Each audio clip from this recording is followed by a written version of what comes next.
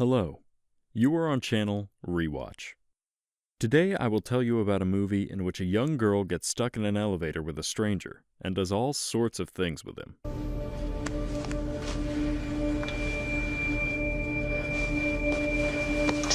Jennifer stayed up at work until late in the evening, with her laptop on the whole time. She wanted to write to her ex-boyfriend, telling him she will fly to New York tomorrow to see him, but she couldn't muster up the courage. Finally, when the last employee of the office has left, the girl turns off the laptop without sending a letter. Jennifer takes the present she bought for Derek, her purse and phone, and walks to the elevators. Guy was in a hurry to leave the office building. He ran into the toilet and then heads to the elevators. Guy works on the 42nd floor and Jennifer on the 49th. They press the button to call the elevator almost simultaneously. Jennifer enters the elevator first, and then it opens on Guy's floor. As they descend, they exchange small talk. Guy shows a drawing on one of the walls of the elevator, which depicts a man in a box who cannot get out. When the elevator descends into the basement, it stops abruptly. Guy and Jennifer are perplexed. They try to call for help, but no one answers. Cell phones also have no signal in the basement. Ahead is a long weekend, and even Valentine's Day. If they do not get out of the elevator today, they will be trapped for several days. Jennifer is nervous because she needs to catch the plane. After discussing the situation, both understand that no one will be looking for them, which means they will have to get out on their own. Guy tries to stretch the doors open, but nothing happens. They take turns trying to lift the ceiling panels, but it's no use. Then Guy and Jennifer resign themselves. They decide to just wait. Jennifer is thirsty. Guy offers her his water, or the wine he took home from the office. After a bit of bickering, Jen agrees to the water. She drinks, and after a while, she needs to go to the toilet. It's been 4 hours in the elevator, and the girl continues to endure so as not to do it in front of a stranger. Guy suggests she relieves herself in a thermos, which the girl has in her bag. Jennifer resisted, but agrees when Guy promises not to look and to cover his ears. To kill time, they talk about all sorts of nonsense, and throw candy that Jen took with her from the office. Finally, realizing that before this moment, life was not going well for the two of them, the couple decides to open the wine and cheer themselves up. Both have a corkscrew in their bags. They open the bottle, drink, and share life stories. When the bottle was empty, the two find a new way to entertain themselves. They took out a piece of paper and pens from a portfolio and begin to draw each other. During this, Guy says that he saw Jennifer several times in the building and that he liked her. Guy is a very nice, attractive, caring man, and Jennifer starts to like him more and more. Their warm conversation is interrupted by a random noise outside. It sounds to them like the security guard who is checking the building. However, as usual, no one answers their cries. Guy's drawing is pretty good, but Jen's picture portrays her elevator companion with fangs and a bottle in his hands. She wanted to joke about it, but is suddenly afraid that Guy will be offended. Guy was not, however, offended. He even liked Jen's caricature.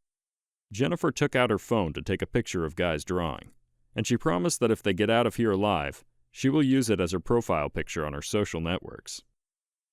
The two of them share their thoughts on what they would like to eat right now, as both of them are growing quite hungry, and then they take a selfie.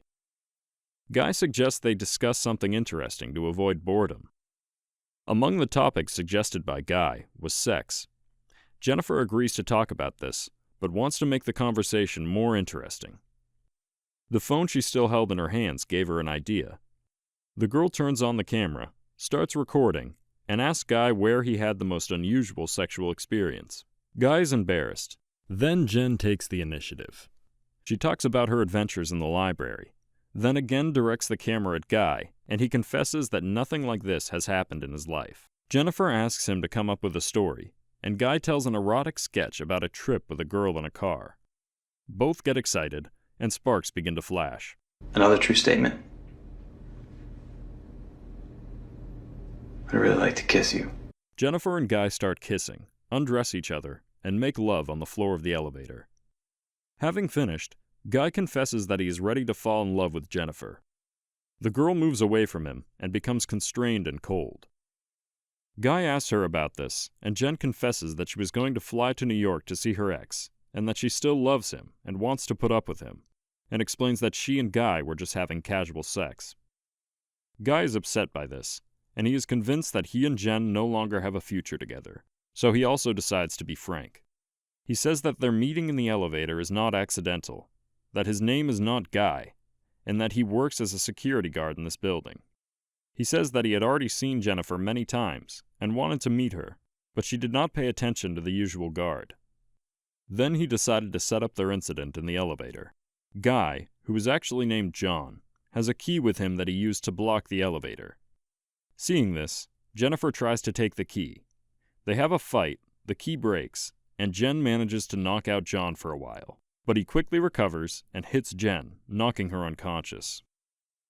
When Jen regained consciousness, John turned into a real psycho. He thrashed about the elevator car in fits of jealousy. He opened Jen's gift for Derek, put on the shirt, and lit a cigar. Jennifer was extremely scared, but can't do anything. Since they broke the key, they have to sit here until someone finds them.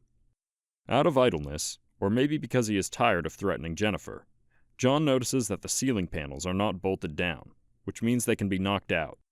He climbs up, knocks out the panel, and is going to climb the elevator shaft for help.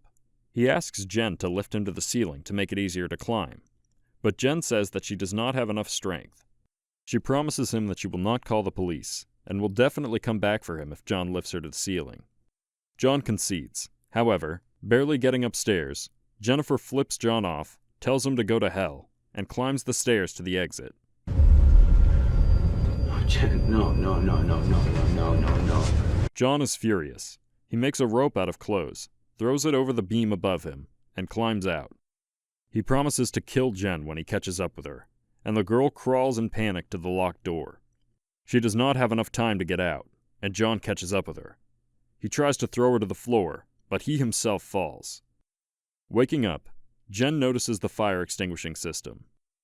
She makes a fire in the lid of her thermos using papers from her bag. Then John comes to his senses. He injured his back, but can still move. Jen's attempt to attract the attention of firefighters failed, as the sprinkler system puts out the fire. Jennifer and John begin to fight again. Jen manages to tie up John's arms and legs. She wants to cut off his cock with cigar scissors. But then a better idea comes to her. She records herself and John on camera, and threatens to use the cigar scissors on him if he doesn't confess to holding her in the elevator against her will on camera to show the police later. John confessed everything, because he does not want to part with his manhood. He also tells that once he owned a business, and that his story about the girl is true, except on the day they were in the car, it crashed and the girl died. He had been put in prison for half a year. After being released, he couldn't find work anywhere, so he got a job in the security office where he met Jen. He immediately liked her, and he missed the female affection and warmth he received when he was with his girlfriend. John knew that the girl he was watching would never be with him, a simple guard, so he invented the whole story with the elevator. While John is telling Jennifer all this, a mustachioed man enters the building with his girlfriend. John sent him home earlier, saying he would guard instead of him. John also said the same to the third shift guard. The partner wanted to show off to his girlfriend by taking her to the roof of the building. However, he noticed that the security checkpoint was empty. He saw John was not in the locker room either. Then he looked at the video feed from the security cameras in the elevator. There was a mess, among which lay a bloody John and Jennifer. John's partner contacts him on the intercom and promises to come to the rescue. His girlfriend has already settled down on the couch in the hallway and is almost asleep. The man finds the right door, opens it slightly, and throws the key inside. John kicks Jennifer against the wall. He says that the key does not work and asks his partner to climb in and see what's wrong. When he gets halfway into the elevator, John starts the elevator back up, cutting the other guard in half. John knocks out Jennifer, dumps his partner's body in the elevator shaft along with the bloody clothes, carries Jen's body to the trunk of his car, and walks to the security counter. Here he deletes all recordings from the security cameras, and suddenly notices his partner's girlfriend. He then kills her, and throws her into the elevator shaft as well. After changing his clothes and removing any traces of blood, John gets into his car and drives to a trash can somewhere in the wilderness. He pours a can of gasoline into the trash and then talks to Jen through the trunk lid. The girl does not answer, so John opens the trunk of the car and realizes that she is dead. He relaxes, goes to the trash can to throw out her handbag, and at this moment, Jen attacks from behind. She hits her captor with a petrol canister. Then she gets in the car and begins to drive away. At the end of the alley leading to the trash can, the car stops. John is perplexed, but decides to take advantage of the situation. He is already running to the car when he sees that Jennifer has put it in reverse. She picks up speed, ready to ram the kidnapper. The alley is narrow. John has nowhere to go. At the last moment before the collision, he jumps into the trash can. Jen gets out to see what happened to John. John is wounded and unable to move, lying among the waste, drenched in gasoline. Jen takes out a cigar which John had for himself, along with a lighter. She starts smoking it and looks at John for a long time. He realizes what she's about to do in horror. Jen walks away from the trash can while smoking the cigar, stops, and throws it into the gasoline. Flames break out, devouring the trash and John along with it.